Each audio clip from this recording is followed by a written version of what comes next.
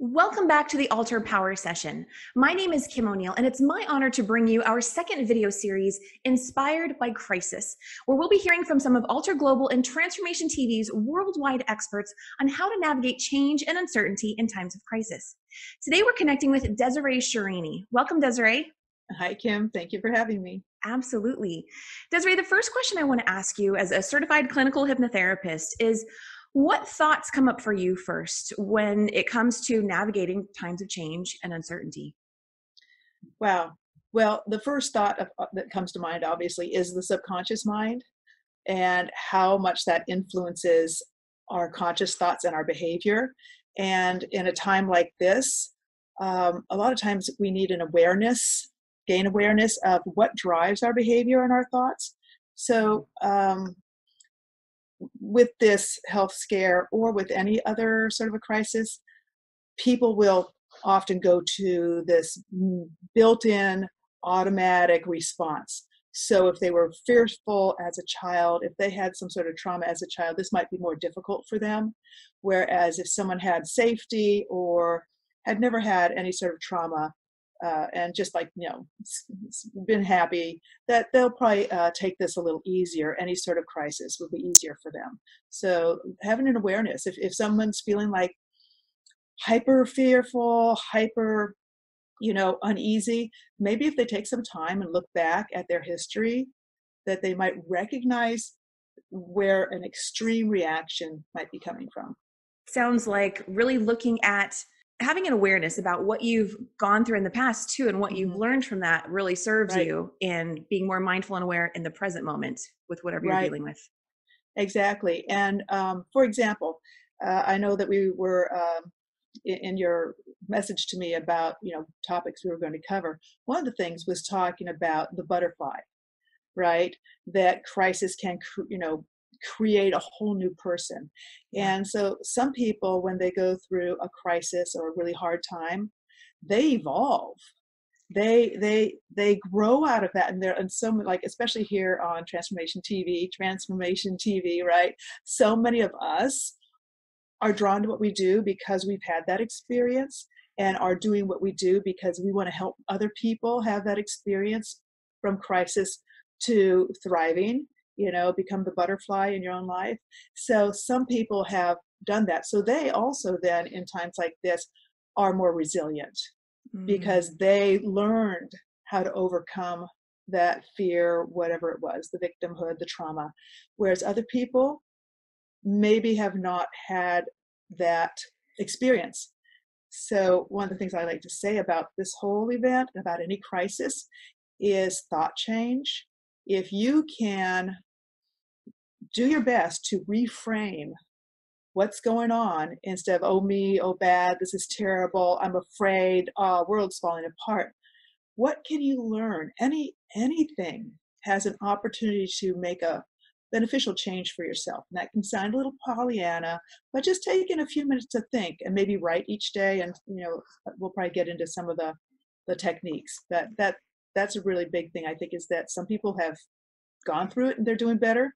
Other people that have not recognized where their fear, is anchored, could use, some of the tools, some of the help.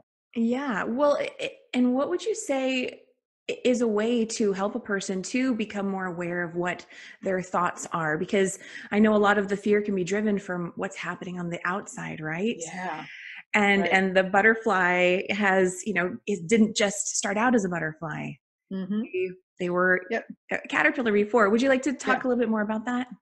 Exactly. So in relation to, like, what I was just saying, somebody's going along, whatever, as a child, as an adult, whatever, the negative or traumatic event that kind of created their subconscious reactions and feelings about things. And so some of the tools, some of the ways that you can gain awareness while you're going through it, because once you've gone through it, you pretty much have understood where it came from. That's kind of how you get there. Right. But while you're going through it, there are, some of the things I teach, and in particular, the method I used for myself was writing. So the program I have on Transformation TV is the Intuitive Insight process, and it's using writing and art as a mode of expression to talk to yourself. And so what I found is that I did writing, and with that, I kind of just did intuitive open-ended writing, like for a few minutes every day. Okay. And it answered a lot of questions. I saw where a lot of stuff was coming from that I had not recognized before. Sort of like it bypassed, by writing, it kind of bypassed my conscious blocks to recognizing things. So that was one way. Drawing, doing art, and then looking at your art, and for yourself, interpreting, like, what do these colors mean to me? How did I draw? Like, let's draw a picture of my family, just like little kids, art therapy. Yeah. And you can say what's going on. So people know when they look at something like, wow, that I'm surprised myself. I didn't think this is what I would draw, and I recognize who this person is and how I feel about that relationship. And there's, like I said, I could go on and on about that. That's one way. Also, just simply, meditation, sitting quietly, ask yourself a question, and then just sit quietly and go in, and things and pictures and thoughts will come to mind. If you want to say, where's the base of, you can do this with the writing, with the art, with the meditation. Why am I feeling this? Where's the source of this? And this is a hypnotic process I use too. When someone's under hypnosis, I say, let's go back to the source, to the first time you felt this way. And it's easy under hypnosis for them to go back, but someone could do it for themselves if they take a lot of time with meditation. When's the first time I felt like this? And then they can get an answer about, my sister locked me in the closet and wouldn't let me out. And I, like fear, certain things that they didn't realize where certain things came from. So there's an example.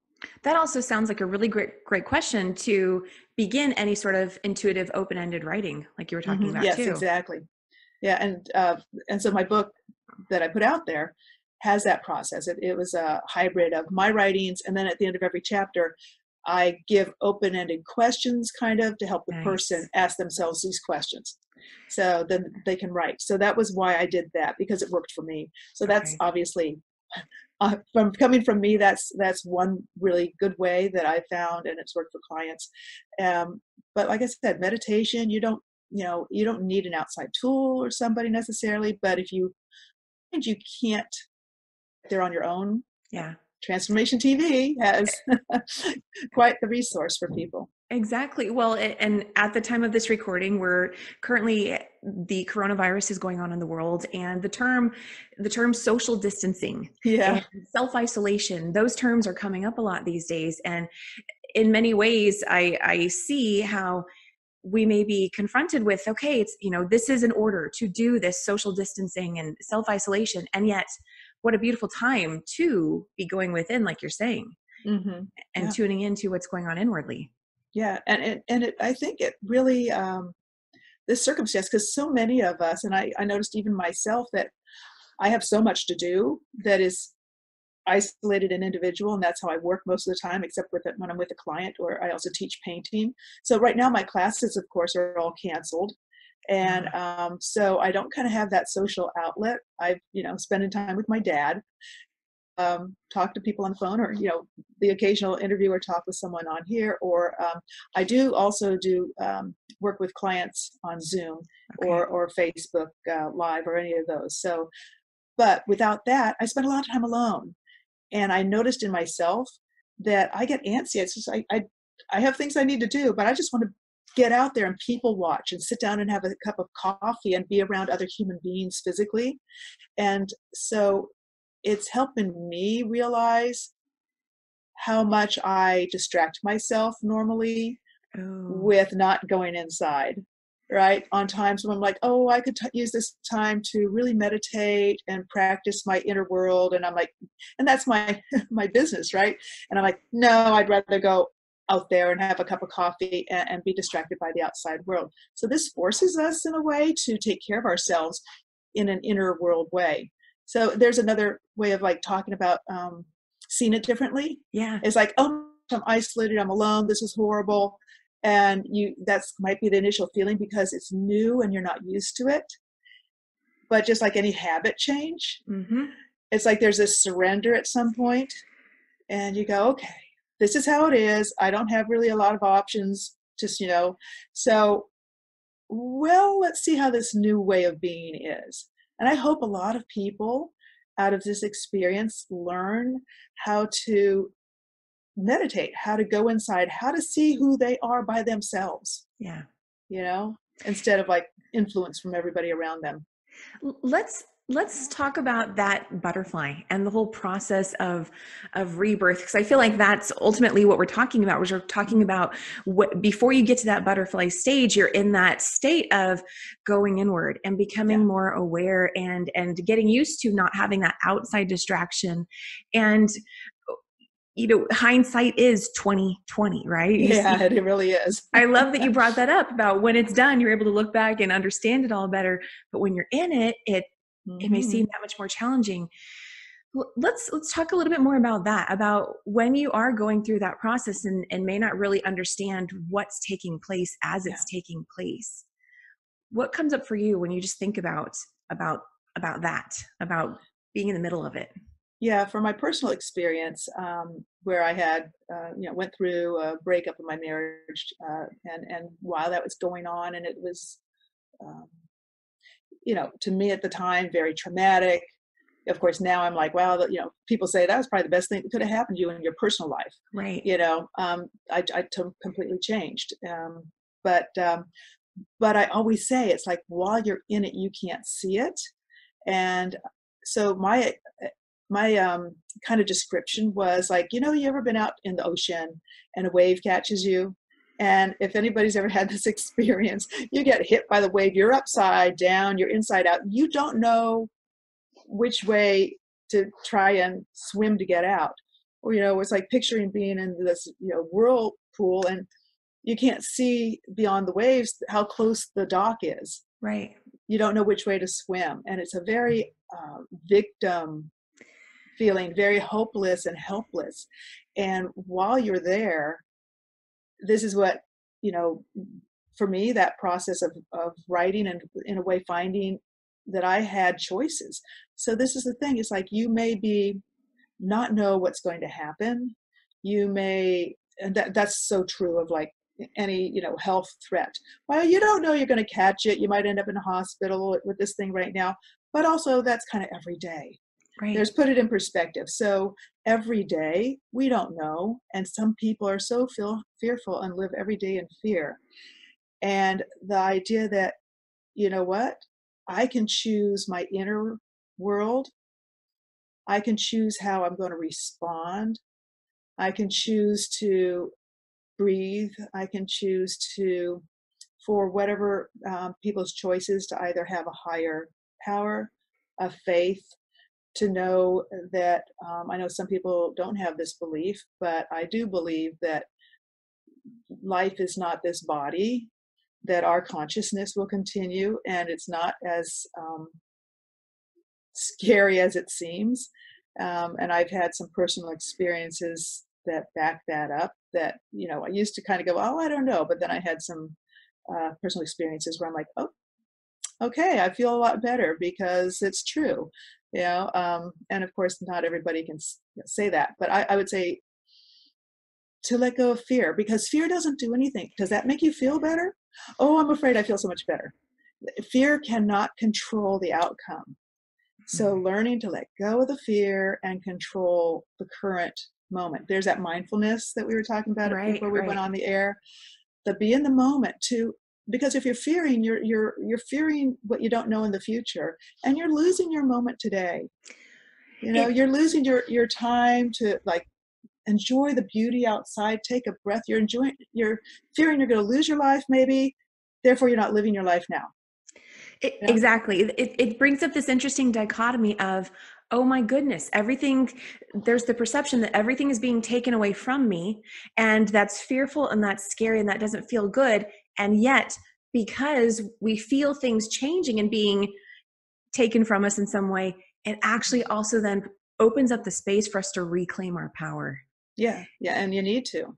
People need to, because ultimately, and this is one of the silver linings to an experience of, this sort of thing going on, is ultimately you need to learn to maintain your inner world.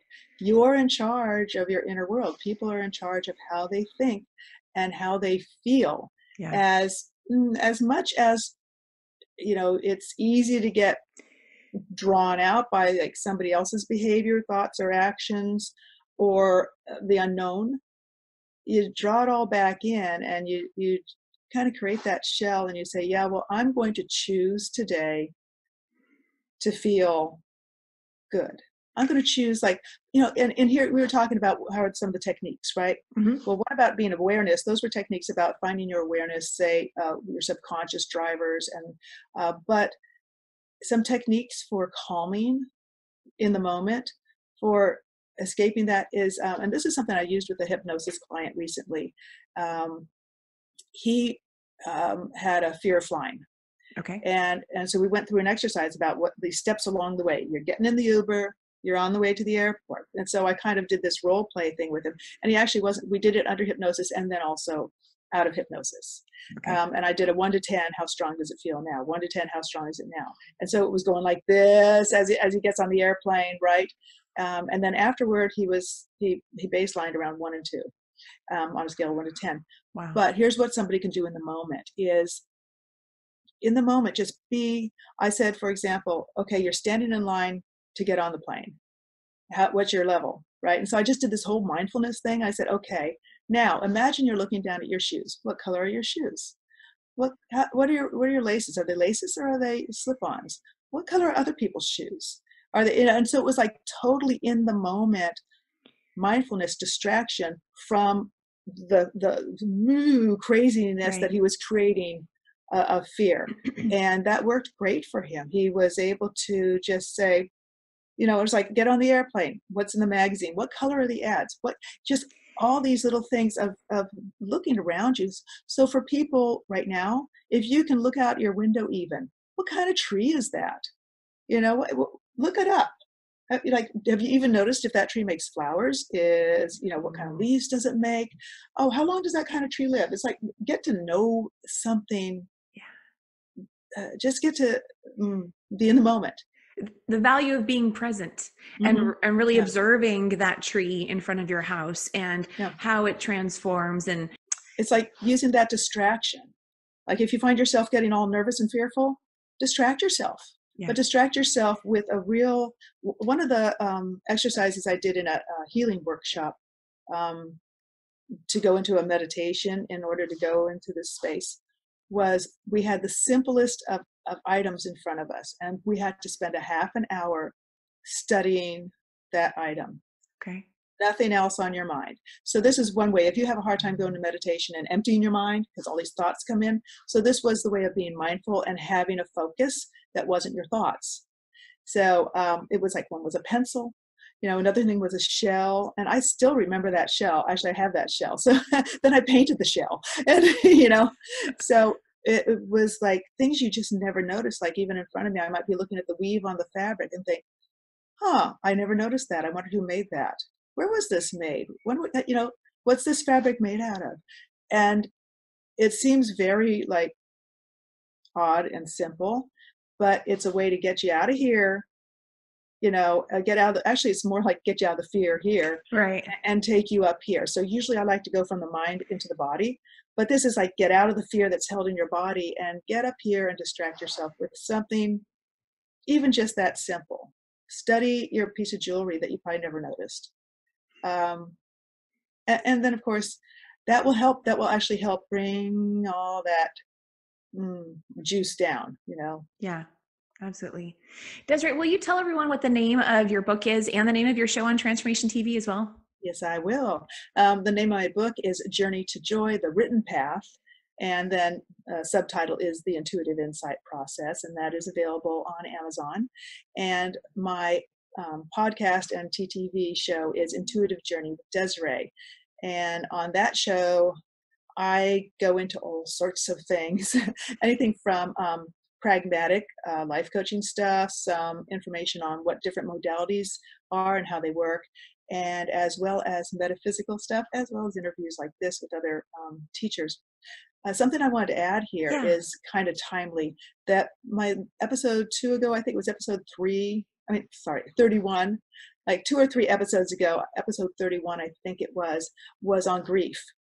And one of the things that they've even been mentioning on the news is that people are grieving, and will be for probably about a year at least, over the loss of normalcy.